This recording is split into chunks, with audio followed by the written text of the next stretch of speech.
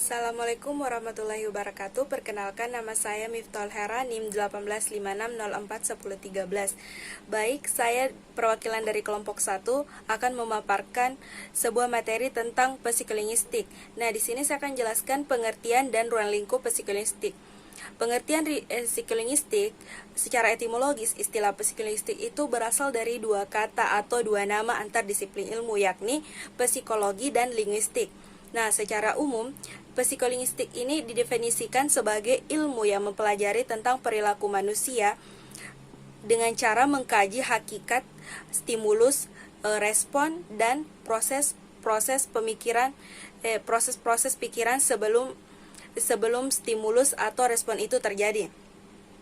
Tujuan mengkaji proses berpikir itu ialah untuk memahami, menjelaskan, dan meramalkan perilaku manusia.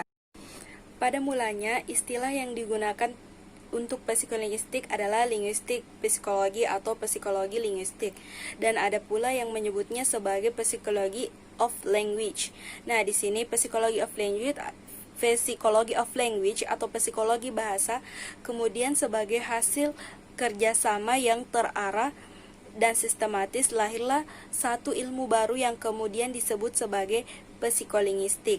Nah, menurut Simanjuntak, psikolinguistik merupakan ilmu yang menguraikan proses-proses psikologis yang terjadi apabila seseorang menghasilkan kalimat dan memahami kalimat yang didengarnya waktu berkomunikasi dan bagaimana kemampuan berbahasa itu diperoleh manusia.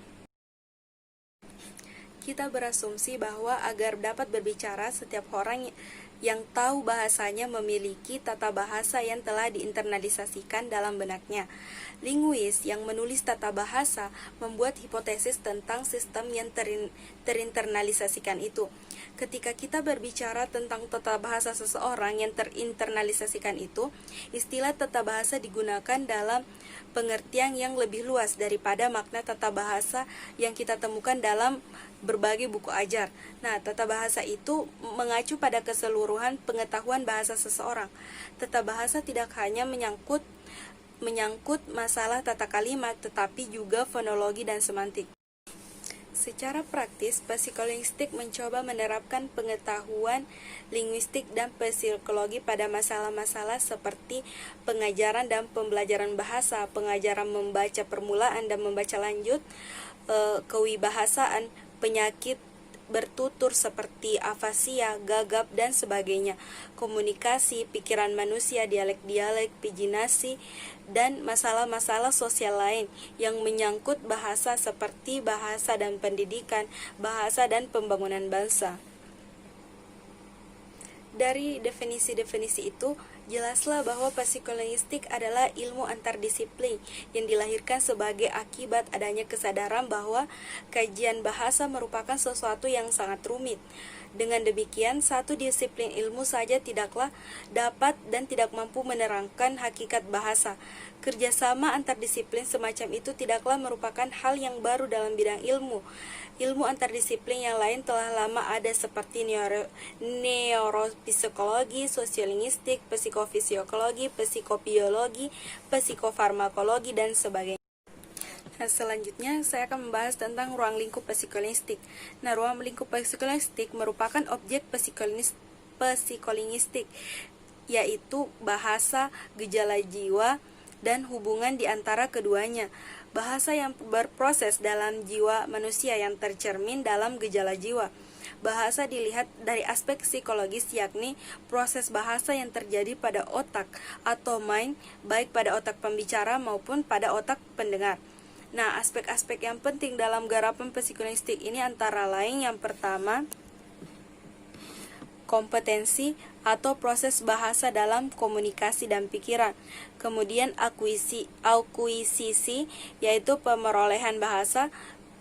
Selanjutnya performansi yaitu pola tingkah laku berbahasa. Kemudian asosiasi verbal dan persoalan makna dan proses bahasa pada orang abnormal, kemudian persepsi ujaran dan kognisi, dan yang terakhir yaitu pembelajaran bahasa. Baik, selanjutnya saya persilahkan kepada teman saya. Baik, bismillahirrahmanirrahim. Assalamualaikum warahmatullahi wabarakatuh. Nama saya Ikramia. Pada kesempatan kali ini saya akan menjelaskan materi tentang cabang-cabang psikolinguistik. Disiplin psikolinguistik telah berkembang begitu pesat sehingga melahirkan beberapa subdisiplin baru untuk memusatkan perhatian pada bidang-bidang khusus yang memerlukan penelitian yang seksama. Berikut ada 7 cabang-cabang psikolinguistik. Yang pertama yaitu psikolinguistik teoritis, psikolinguistik perkembangan, yang psikolinguistik sosial, psikolinguistik pendidikan, neuropsikolinguistik, psikolinguistik eksperimental, dan yang terakhir yaitu psikolinguistik terapan. Yang pertama yaitu psikolinguistik teoritis. Psikolinguistik teoritis mengkaji tentang hal-hal yang berkaitan dengan teori bahasa, misalnya tentang hakikat bahasa, ciri bahasa manusia, teori kompetensi dan performansi, atau teori Lange dan Parole dan sebagainya. Yang kedua yaitu psikolinguistik perkembangan. Psikolinguistik perkembangan berbicara tentang pemerolehan bahasa, misalnya berbicara tentang teori pemerolehan bahasa, baik pemerolehan bahasa pertama maupun bahasa kedua, peranti perolehan bahasa, periode kritis perolehan bahasa, dan sebagainya. Yang ketiga, psikolinguistik sosial.